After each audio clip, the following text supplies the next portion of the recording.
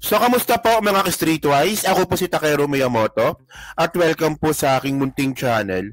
So, mga kababayan, sa kabila nga po na nagaganap na investigasyon dyan po sa maanumalyang flood control project ng ating Presidente Bongbong Marcos, itong si Buday, si Sara Duterte ngayon umiepal at meron po siyang out of this world na suggestion. So, ang sabi nga po ni Sara, bukod daw po sa flood control project na dapat imbestigahan, dapat din daw pong imbestigahan ng DepEd. Lalong-lalo na raw po yung mga school buildings. Alam nyo, no, ito po yung pinakabobong suggestion, no, na gagawin po ni Sara. Napaka-ipokrita. Buka ka ng ina ka. In the first place, mga kababayan, o ngayon, gusto ni Sara na imbestigahan yung DepEd. O, kung concern ka pala, ang tanong dito, ba't mo iniwan? Bobo ka pala eh. O, tinan nyo to ha, para makuha natin yung narrative ha. So ito galing to News 5. So sabi dito no, pagpapatayo ng school buildings ng DepEd dapat ding imbestigahan. BP Sara. So sino bang tinitira mo dito? Si Angara ba? O sarili mo? Well, in the first place mga kababayan, anong imbestigahan sa school buildings nung si Sara Duterte nga po yung DepEd secretary nun? Wala naman siya napatayo. Sige, babalikan natin yan ha. Basahin muna natin yung yung report dito from News 5 ulit. So sabi dito no, DepEd School Building Probe isinusulong ni BP Sara. Sinusulong ni Buday, Vice President Baliw Sara Duterte ang pag-iimbestiga sa pagpapatayo ng school buildings ng Department of Education. Aniya, hindi dapat tumigil ito ang investigasyon sa umano'y anomalya sa flood control project. So ito, bida-bida na naman yung gaga. Sabi dito, last year nagsabi na ako. Hindi pala ganun. Last year nagsabi na ako. Nagsabi na ako ng school building program pa lang ng Department of Education. No? Pinaghati-hati na ng members ng House of Representatives. Pero walang nag-react ani ni Vice Presidente. Actually, to be fair mga kababayan, no, binabanggit po yan ni Sara last year na hindi na yung school buildings nga daw po na proyekto ng DepEd pinapakalaman daw po ng mga congressman. Okay, sige. Ang tanong nga dito, okay, kung may ganyan palang anomalya, ang tanong dito, bakit mo nga iniwan yung DepEd? No? At in the first place, mga kababayan, sino maniniwala po kay Sara Duterte na siya mismo meron pong bahid na pagnanakaw? Sige, just bear with me Continue pa natin. Sabi pa dito, dagdag pa niya, kung seryoso ang administrasyon na panagutin ang mga korap, dapat tingnan ang buong budget ng 2024 at 2025. No, di ba? Actually, medyo makapal lang talaga ang mukha ni Sara, no? Kasi, if Sara Duterte is talking about accountability, no? Kung ang gusto pala ni Sara ay accountability, ang tanong dito, bakit hindi mo hinarap yung impeachment? Bakit binrakso mo? Diba sabi ni Sara, kung hindi daw matutuloy yung impeachment, sasagot daw po siya sa mga binabato sa kanyang aligasyon. So, nasan yung sagot?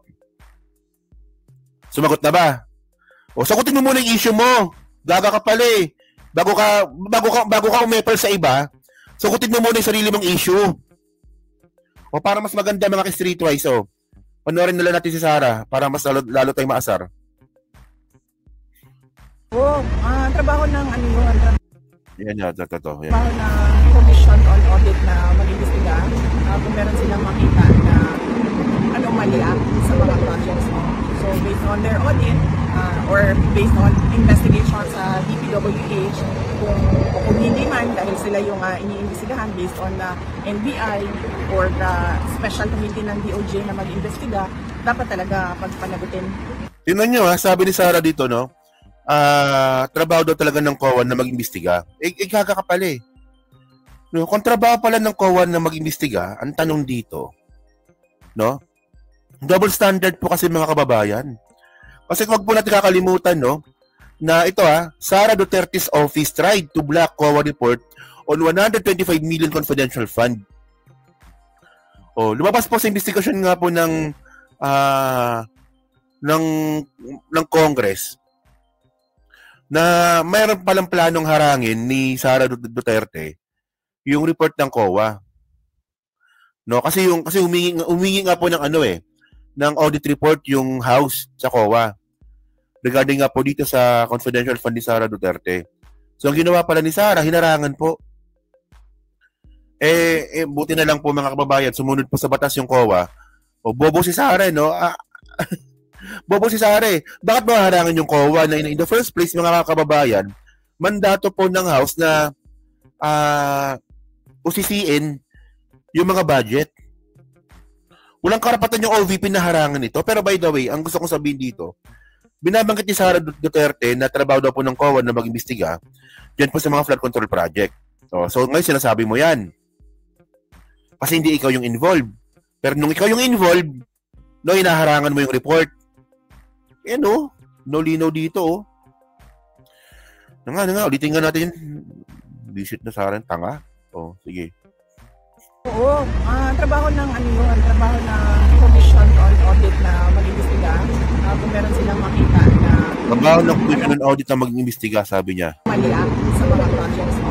So based on their audit or based on investigation sa DPWH, kung hindi man dahil sila yung iniimbestigahan based on NBI or the special committee ng DOJ na mag-imbestiga, dapat talaga pagpanagutin yung mga public officials at yung mga contractors ng those public officials at contractors projects at ng substandard projects dahil delikado. Ang alam kong substandard ng mga kababayan yung utak ng mga magkakapatid.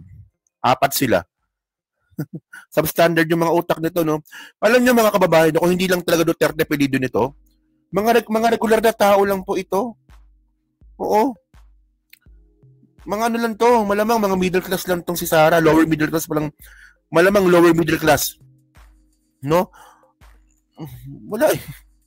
Hindi ko nilalahat yung mga lower middle class, ha? Kasi parte din po ako ng hanay na yan. And ang point natin dito, no? Kung hindi po Duterte apelyido ni Sara, yung ganyang klaseng mentality, wala namang special sa kanya eh. No, parang ano lang to eh. Masang Pilipino lang yung mentality niya eh. No, di ba? Sa mga mamamayan. At saka, huwag tayo tumigil sa flood control project. Ayan. Ito pala. Ito. Sige. Sabi niya dito. Sa mga mamamayan. At saka, huwag tayo tumigil sa flood control projects dahil noong 2024, last year, nagsabi na ako, sa school building program pa lang ng Department of Education, pinaghati-hatian na ng members of the House of Representatives, pero walang nag-react. Hanggang ngayon, walang nagsasalita. Wala doon nag-react kasi nga baliw ka eh. Sino maniniwala sa baliw? Hindi lang naman flood control eh. So, kung seryoso talaga ang administrasyon sa paghabol about sa corruption, tingnan nila yung buong budget ng 2024 at ng 2025. At hindi lang yan, huwag tayo tumigil dyan. Sagutin yung Hindi, putang ina mo ka pala eh. Ikaw nga eh. Meron kang 12 billion na pera nawawala sa DepEd eh. Nasaan na yun? Kung makapagsalita ka, akala mo napakalinis mong buwakan ng ina ka eh, no? So ngayon mga kababayan, tinan nyo to Okay. Visit na mukha to, nakakainis eh, no? Alam nyo pinaka-nakakainis kay Sara. Boba na nga confident pa.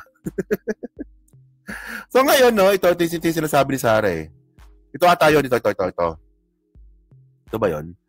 Ito yung sinasabi ni Sara. Ito, nabalita ito nung 2024. VP Sara accuses House leaders of meddling with DepEd classroom budget. So ito yung sinasabi niya. No, na, nga naman, totoo naman talaga na may pinanggit si Sara. Dito nga po sa pangingialam daw po ng mga congressman sa classroom budget. Ang tanong nga dito mga kababayan, vice presidente ka. Tapos DepEd secretary ka pa nun. Puta, puro ka lang salita, wala ka naman pinakatang ebidensya. Tayo mga kababayan, no, tayo hindi naman po tayo kulto, no. Kung meron pong katotohanan sa sinasabi po ni Sara, at kung meron siyang ebidensyang papakita, maniniwala po tayo. Ang problema po mga kababayan, puro lang siya daldal. In the first place, sabi ko nga kanina, kung talagang concern pala siya sa DepEd, ba't niya iniwan? Sana man lang bago siya nag-resign, kumuha muna siya ng ebidensya at ipakita to sa mga tao. At least meron siyang bala. Ang problema nung umalis po si Sara, yung nakatimang na ebidensya laban sa kanya. O di ba? Yung video na papatay niya yung presidente. O yung report ng COA na 12 billion na nawawalang pera sa DepEd. O yung report ng COA sa confidential fund. O yung bribery issue ni Sara Duterte sa mga empleyado ng DepEd.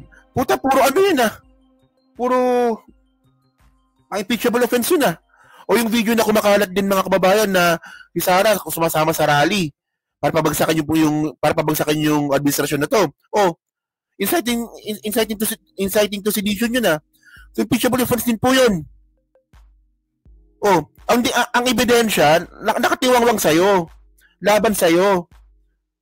So bago ka magturo ng ibang tao, sana ayusin mo na sarili mo. And by the way, mga kababayan, ito gusto kong sabihin Kung sinasabi po ni Sara Duterte na pinakailaman po ng House yung budget po ng classroom, ang tanong dito, anong classroom ba pinagsasabi mo?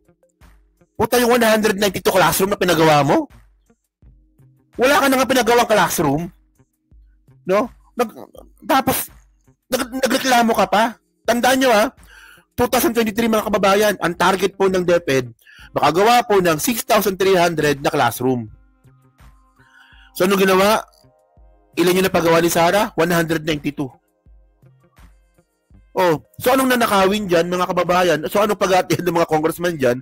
Kung 192 lang pa rin napagawa, yung napagawa mong classroom. Hindi nagmamatch sa sinasabi mo Kung may ebidensya, maniniwala po tayo, pero pag ganyan bunganga lang po ni Sara, wala po yan. No, para po tayo nakapag-usap sa sinto-sinto. No. Kung talaga buday, puro kakalokohan So yun mga kababayan, so kayo po ano bang masabi nyo nga po dito sa sinabi nga po ni Sara na dapat daw po hindi lang daw flood control ang dapat imbestigahan. Dapat din daw po yung DepEd, no? kasama daw dito yung budget ng 2025. So pati si Angara pala imbestigahan. Ano ba? Tanga men. Tanga. So kayo so ano masabi nyo nga po dito? So pa-comment na po sa baba at binabasa ko pong lahat yan. At syempre, dyan po sa Team Replay, pa-like, pa-subscribe. At nga pala mga kababayan, itong si Sara, salita ng salita, wala naman sa Pilipinas. Nasa dahig siya ngayon.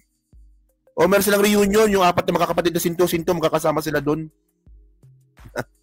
So yun so pa-comment lang po sa baba at binabasa ko pong lahat yan. At syempre, dyan po sa Team Replay, pa-like, pa-subscribe. Hindi makalabisan, pa-share na rin po ng video po na to. So thank you mga ka-Streetwise. Kita na ulit tayo sa susunod nating content. So thank you, salamat, and babush.